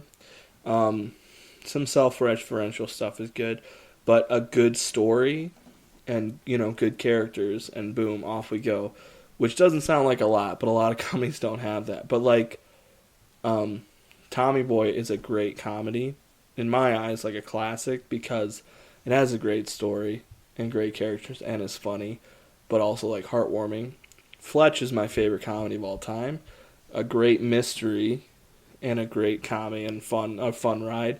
Same with this, except this has action. And this, like, I was laughing so hard out loud, my face literally hurt. I loved this movie, and I immediately bought it on Blu-ray when it came out. When we did that podcast, the fall movie preview, I was sick during that podcast, and I was sick the day before for work or whatever. And that was one of the movies I put on, and I loved it again. I was like, I fucking love this movie. I think you said something on that episode where you said, like, an action comedy, like, you're just down for that, pretty much. Oh, yeah. Every year you could use one. And Shane Black is the king of those. Yeah. And he did this, and this movie didn't really make a lot of money, but it's a classic in my eyes. Yeah, for sure. Anytime you can do action comedy, I'm all about it. There's a lot of bad ones. Yeah. Rush Hour not being one of them. No, never. But yeah, I mean, there's too many to count. But yeah, I would agree, and I think like Gosling is he's kind of struck a chord with this kind of like dim-witty character that kind of plays more off of like his physical, like it's like a really kind of physical role, but not like in a strong way. It's like just kind of like his quirks comedically and whatnot. Physical, which you don't see a lot of anymore because it's gotten a little hacky, but he does a great job. Yeah, it's a little and bit of I've seen more and more of it kind of like, throughout, when he goes to this kind of type character. But man, it's really hard not to like have a good time with this movie. I agree. So, the girl from The Leftovers is in it, and she's really good. The one you're trying to find. Oh, okay. Girl in the yellow dress. I can't think of her name right now, but yeah, she's annoying really in the movie because she was supposed to be. It was just an annoying character. Yes. What's her name? Batman's girlfriend was in it. Michael Keaton's girlfriend. Oh god, that. OG. Yeah. You said Batman's girlfriend, and I was like, Luke, you still here? Which Batman? There's like which Rachel Dawes? Yeah. No. Yeah. I forget her name. I liked it, but didn't love it. Like, yeah, it wasn't like a movie that comes up for me a lot. Yeah, no, I understand. But I'm sure, like, I talked to a buddy of mine, Kenneth, you know him. I'll give you a shout out. Hey, Ken, congrats on being pregnant with your second kid. His wife is, he's not. But he helped, I assume. Anyway, he said, because I told him I loved it and had a great time. Me and Cole are laughing hysterically, hitting each other, enjoying it together. He said he saw it by himself after that, and he liked it, but he wanted to love it, and he said he saw it by himself. And I was like, I guess part of the fun for me was being there with a good friend of mine and us both laughing really hard together, which I think helps. And so, I mean, that could be part of it for some guys out there, some people out there. Like, it added to my experience to be able to laugh really hard because you're with your friend and not feel bad about it. So, I don't know if that's what happened to you, but... There we go. Number one. For you? Number one movie of the year for me. Drum roll. Wait, is there a drum roll on here? No. We got There's a gun. Number one for me was a movie we already touched on a little bit, Moonlight. Damn. Numero uno. Were you disappointed that it was number 6 on my list? It's tough to... Does that mean I'm racist? You just watched it. I did. I didn't have much time to process it. And it is... Yeah, it was a movie that really, really stuck with me, and it's still kind of with me. I thought there were like 5, probably even like 6, just like absolutely like standout performances. Mahershala Ali as like the initial drug dealer. That guy. Yeah, I could have used more of him. He was so good. And you know what? I didn't think I'd like him because I don't know if you saw Luke Cage on Netflix, Marvel's TV series. No. I watched part of it. I didn't like it, so I turned it off. I watched like a couple episodes. He's like the main villain in that, and you can tell he's trying really hard, but I couldn't take it. I was like, he's part of the problem.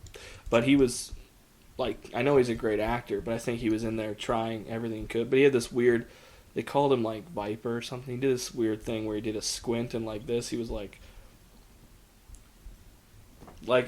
you can't see me, it's a podcast, but he did this weird thing, and it was like it was supposed to be like a quirk or something, and I think they probably told him to do that, but I just was like, all right, this is really annoying. So I didn't think I'd like him in this. I immediately fell in love with him. He's fucking a great character, man. It was like, God, I want more of you. Juan, was his name Juan? Yeah, this movie reminded me a lot of The Wire. You know, like the Wire did the kind of the big thing with The Wire was like there's like no good and bad characters. There's just like people, and like, you know, pretty much all the characters are lovable to some degree. You know, whether they're a drug dealer, an addict, a police officer, a thug. At some point, though, you know, a stick-up boy. Yeah. And like his performance as like, you know, he's a drug dealer. He's turns into a father figure for the main character, Chiron. Yeah. And just going from there, Juan's. So in the clip that we played was Janelle Monáe, who is. I could have used more Janelle Monáe. Like she was like probably only 5 minutes of screen time, but she was so good. Smoking. And oh my so gosh. good looking and like, such a sweetheart. Yeah. And so hot. Gosh, yeah. That's a dangerous cocktail. It was so. It's hard. You wanted more of her every time she was on. You fall in love with her. You wanted more. You want Chiron to stay there forever. Yes. Just stay with her, man. She's great. She's a wonderful human being. Yeah. Please. Yeah. Please, Shy. And then the movie is basically, it's like kind of a coming of age tale of African American kid growing up poor and homosexual, but doesn't really know I think this takes place in the 80s. So probably when he's a kid, and then goes to modern time when he's an adult. Yeah, probably.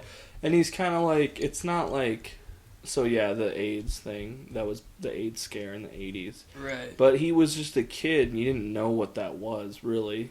Right. You know, it's like, and it how doesn't do you really touch deal on with that, it? but just like, right. Yeah. It's not even a big like part of the story, really. Yeah. Like being black, poor, and gay, like all three of those, and like being able to deal with that. Trump's favorite. Up. That's what Oh gosh. This movie's gonna be banned now that he's. Yeah. Gosh. Sorry. I didn't mean to get political. It was just a funny joke. Please don't hate me, guys. It was. I don't know. It was something else. Like the soundtrack, the really cinematography. Good. Really good. Check. There's scenes that just really stick out for me. Like, it reminded me of Place Beyond the Pines a little bit. Just the way it told the story of like snippet, like 3-act structure, but not really like, you know, he's a kid, 1 act, 2nd act, he's like a teenager, 3rd act, he's an adult. You know, Place Beyond the Pines was different but similar, where it was like, you know, that tight, where there's not like a lot of transitions or like callbacks. It's just like boom, boom, boom, and there you go. You know, 3 important things that happened, basically.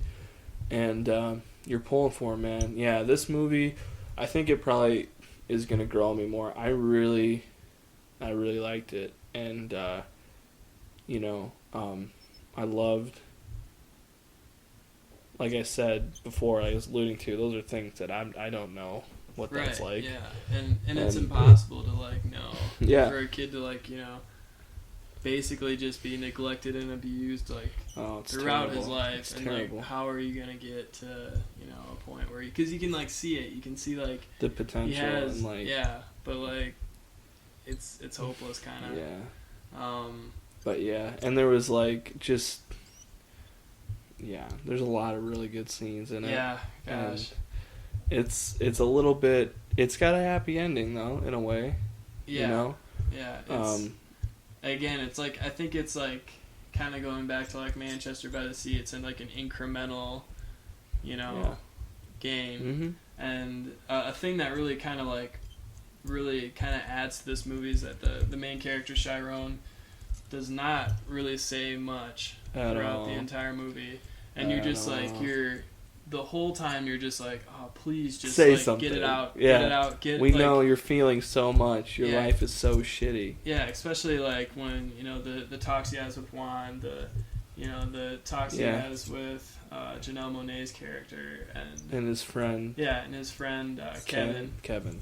And like every time they're with these people, you're just like open up. He can't do it. I know he can't. He's closed off. Because he's had a lot of absolutely heartbreaking. It is, and at the end you're like, come on, man. He says a little bit. He does open up though at the end a tiny bit, and that's like enough. That's just the incremental. That's the incremental, and it's enough to close out the movie.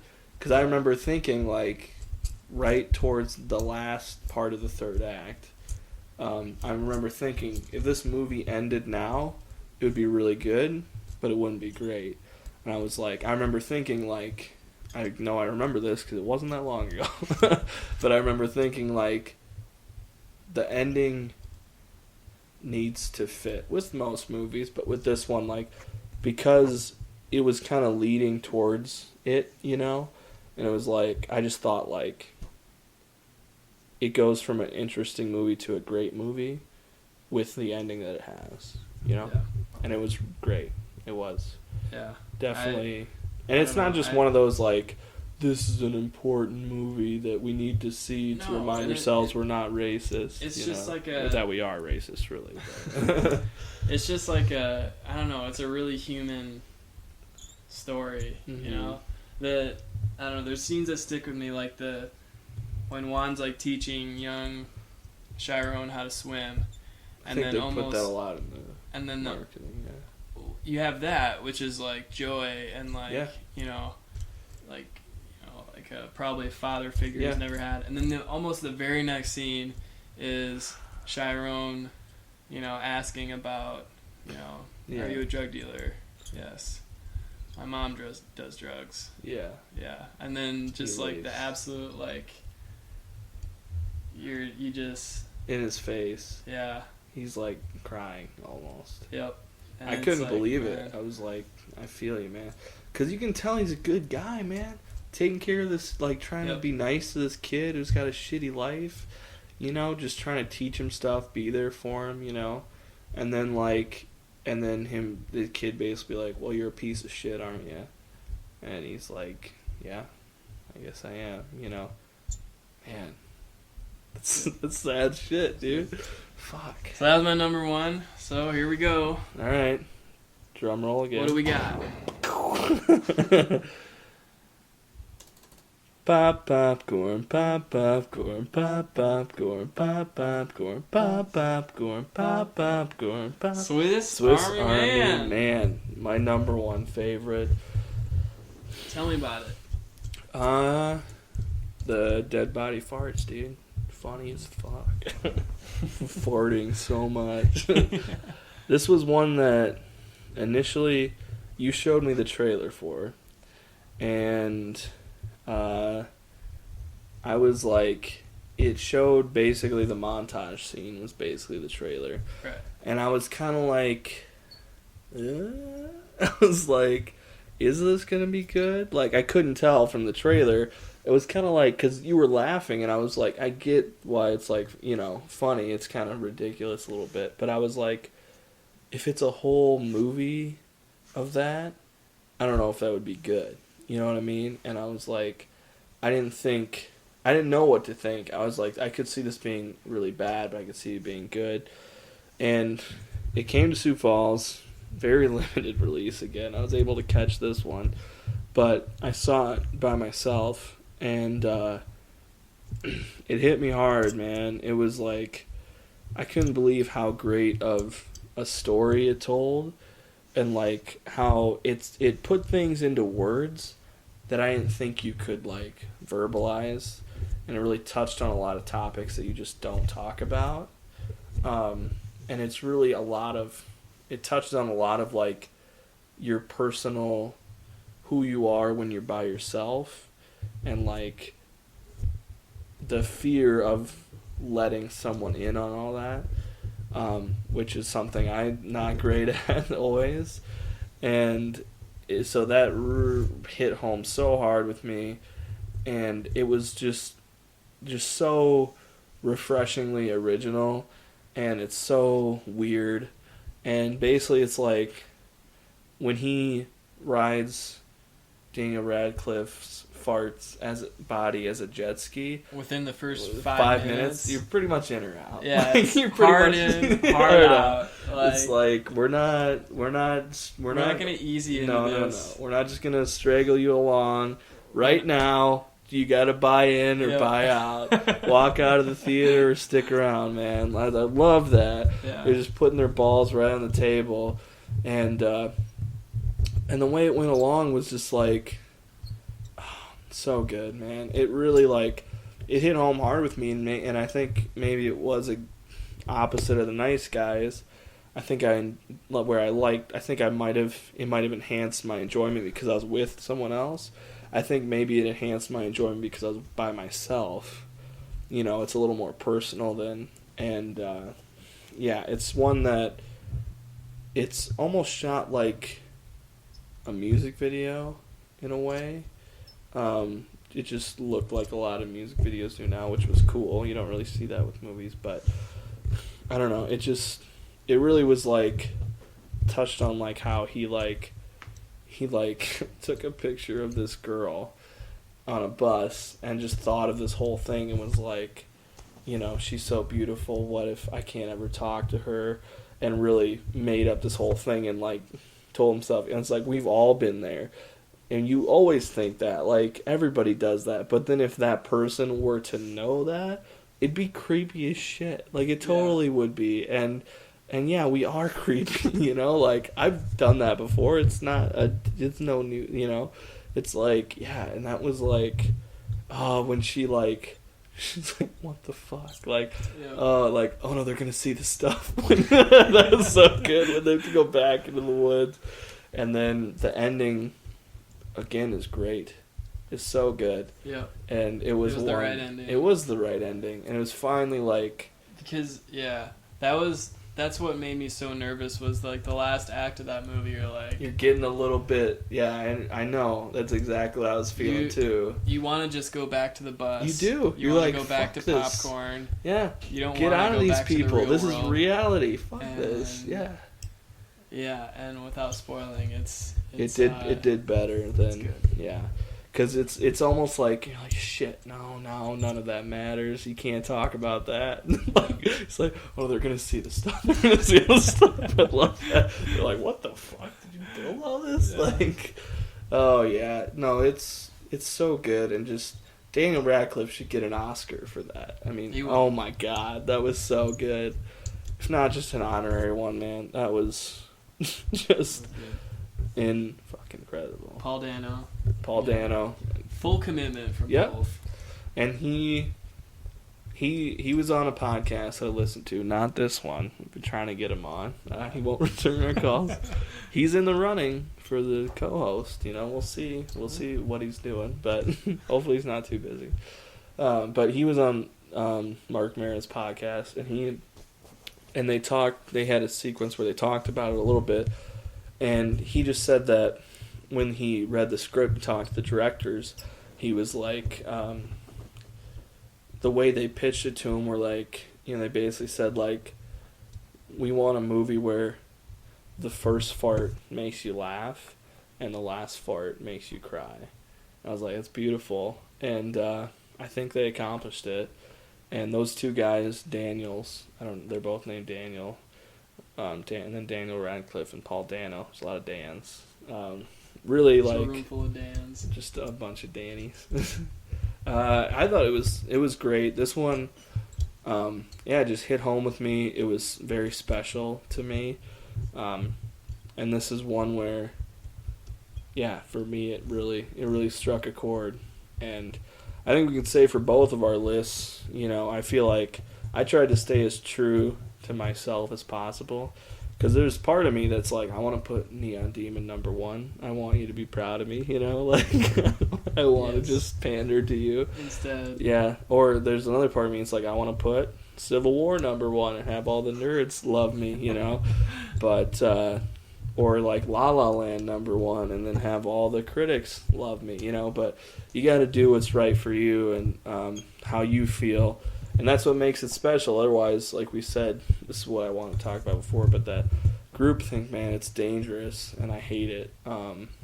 That's why I love you so much, man. It's like, ever since we met, because I think everybody goes through it when you're first getting to movies, you're like, I want to know more, so you're like looking around, and you look for people's opinions, and you're like, oh, I agree with that, and then you just look for things that you agree with, so you're looking for affirmation, and not like, and then eventually it starts diluting what you think, and you're like, like critics especially have screeners and they see movies a couple weeks before they hit theaters.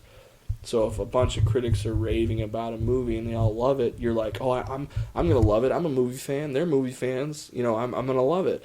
And then you see it and maybe it's okay, but you're like, no, it was great. I loved it. And or if like a movie came out that a lot of people were hyped for, and then they're like, it's okay.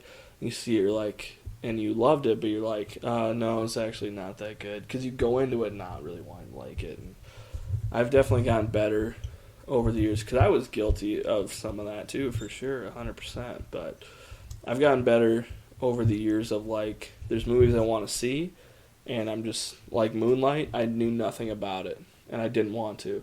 Somebody tried telling me a little bit. I was like, blah, blah, blah, blah. It's like, literally don't say anything. I just know there's a black guy in it. That's it. It's literally all I know.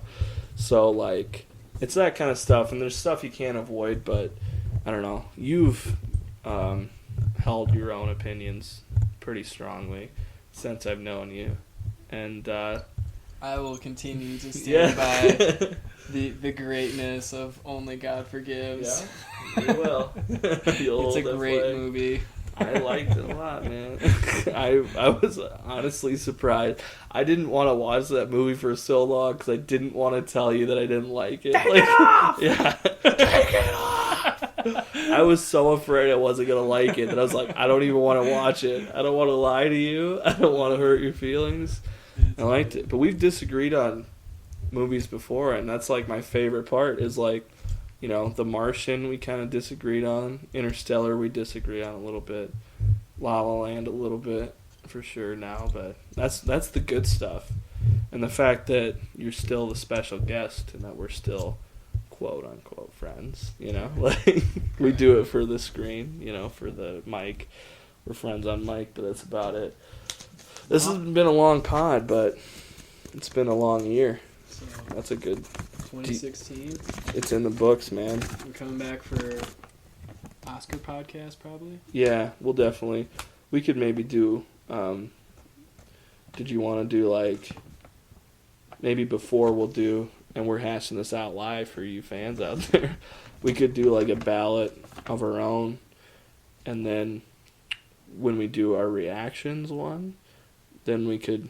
Reactions copyrighted by Fine Brothers. We're gonna bring you the. We could do our ballot. Not only are we gonna bring you the Oscar picks, we're gonna give you the Oscar odds. We're gonna allow you to make that money. You gonna be gambling the Oscars like we are? Hell yeah! We're gonna give you those picks, 100%. Yeah, we'll be your bookie. Boom. We'll get you. We'll put come money in for on the it. preview. Come in to blow our change. Do you want to do a segment? No. No, we're too far in. We'll save that for the next one.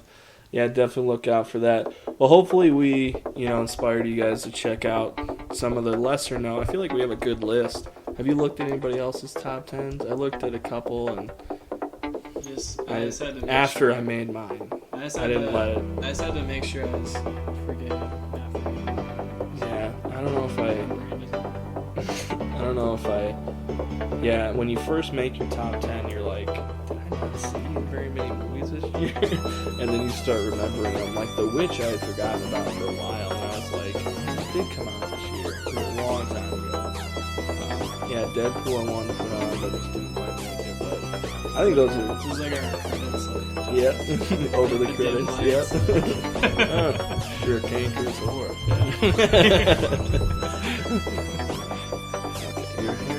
Okay. Alright. Can't deal with this. Yeah, well, hey, thanks for checking us out. We're back for the Oscars. Anything else you want to say to the people? Alright, find us on Twitter at Elsewhere the Podcast, Facebook.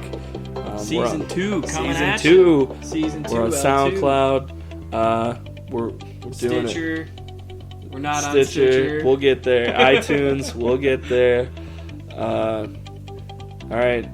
Peace out, loyal listeners, or squares if you want to be called that. That's cool too.